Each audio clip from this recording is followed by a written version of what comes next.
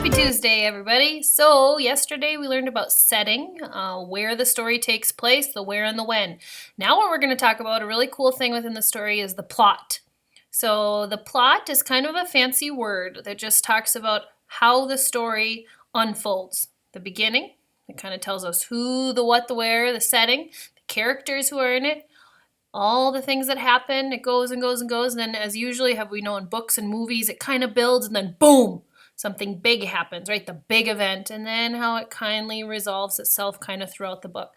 So the plot is simply, you guys, the beginning, the middle, and the end, what happens throughout the story. So we're going to watch a little video, a little tacky song, as I always like, and we'll read a book, and we'll talk about the plot, and as always, you will get to do an activity on your own. Now here is the fun video on YouTube. It's a little goofy, but I will stop throughout, kind of talk about each part of the video and how it relates to plot and the very important aspects that we need to know about it. So here we go.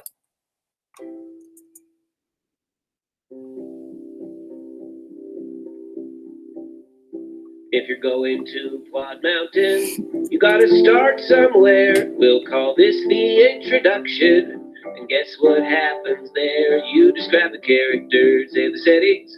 That's who, what, when, and where.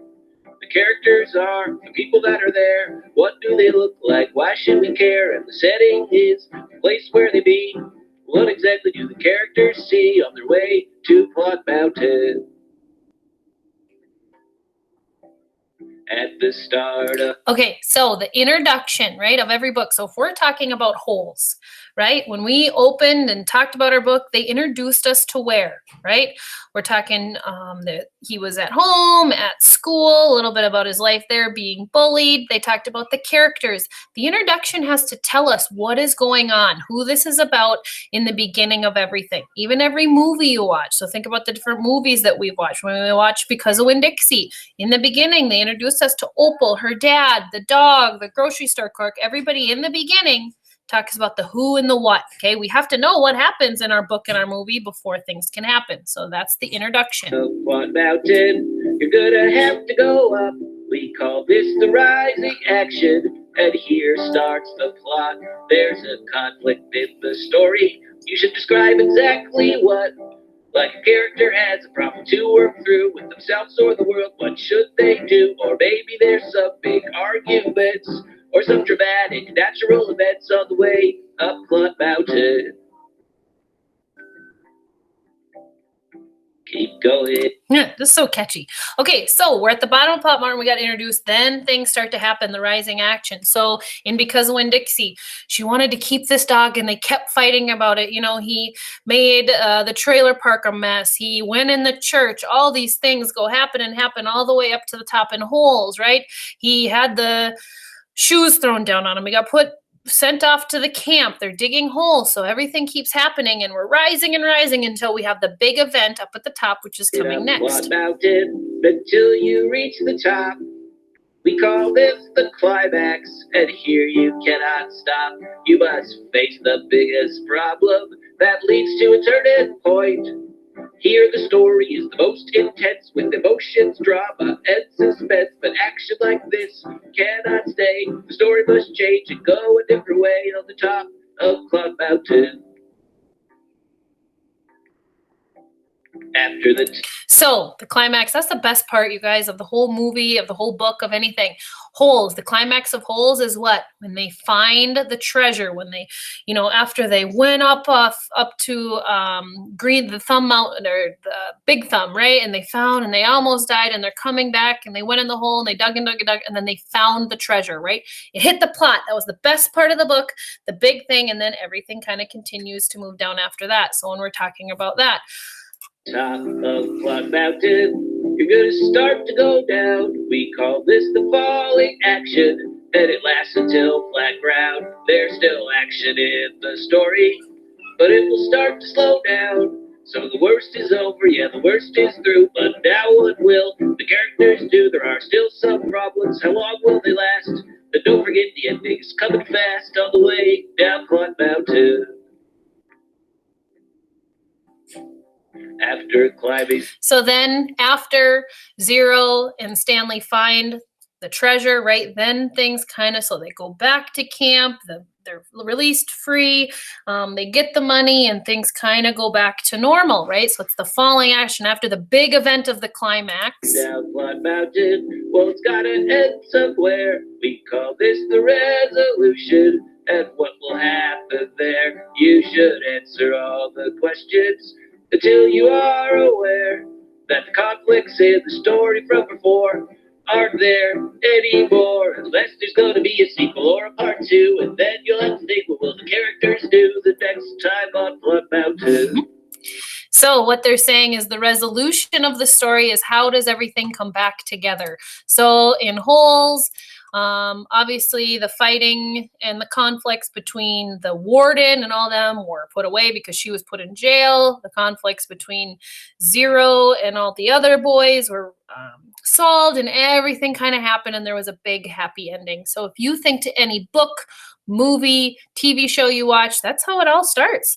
You're introduced, we have a background, the characters, things kind of happen that build up. There's usually one big important part of the story, and then we continue to fall until there's an end.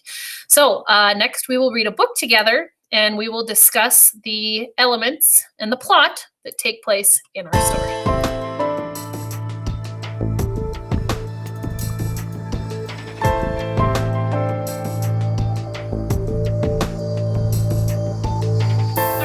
Read a book together to talk about the plot. Remember what we learned from our fun video. There's a beginning, and it tells us the characters, the background, the setting, introduces us to what's going on. Then we have the rising action. These events happen throughout the story. And then at the very top, we call that the climax, the big event. What's the big thing that happens? And then we start to fall with an end. So this is called Henry's Freedom Box. We're going to read this together, and then I will, as we go through it, talk about the different aspects of plot that we see. So here we go. I'll move over. Henry Brown wasn't sure how old he was. Henry was a slave, and slaves weren't allowed to know their birthdays. So we know one Henry, so we're introduced who he was. So we know Henry, he's a slave, so we're kind of getting our introduction, setting and plot. Henry and his brothers and sisters worked in the big house where their master lived. Henry's master had been good to Henry and his family, but Henry's mother knew things could change. Do you see those leaves blooming in the wind? They're torn from the trees like saved children are torn from their families. So here we know that they're living with their master. He's with his mom. We're getting a lot of good background information. One morning, the master called for Henry and his mother. They climbed the wide staircase. The master lay in bed with only his head above the quilt. He was very ill. He beckoned them to come closer. Some slaves were freed by their owners, and Henry's heart beat fast. Maybe their master would set them free. But the master said, "You are a good worker, Henry. I am giving you to my son. You must obey him and never tell a lie." Henry nodded, but he didn't say thank you. That would have been a lie. Later that day, Henry watched a bird soar high above the trees. Free bird, happy bird, Henry thought. Henry said goodbye to his family. He looked across the field. The leaves swirled in the wind. So he's leaving his family, right? So here, now things are starting to happen. We're going up the mountain. So the master died. He was given away to someone else, right? Suspense is building. Henry worked in his new master's factory. He was good at his job. "Do not tear that tobacco leaf," the boss yelled at the new boy. He poked the boy with a stick. "If you made a mistake, the boss would beat you." Henry was lonely. One day he met Nancy, who was shopping for her mistress. They walked and talked and agreed to meet again. Henry felt like singing, but slaves didn't dare sing in the streets.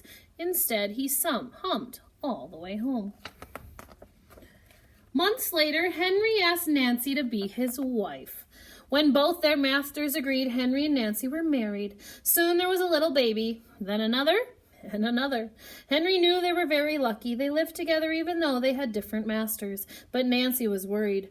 Her master had lost a great deal of money. "I'm afraid he will sell our children," she said. Henry was very still. Henry worked hard all morning. He tried to forget what Nancy had said. His friend James came into the factory. He whispered to Henry, "Your wife and children were just sold at the slave market." "No!" cried Henry. Henry couldn't move. He couldn't think. He couldn't work. "Twist that tobacco!" the boss poked at Henry. Henry twisted tobacco leaves. His heart twisted at his chest.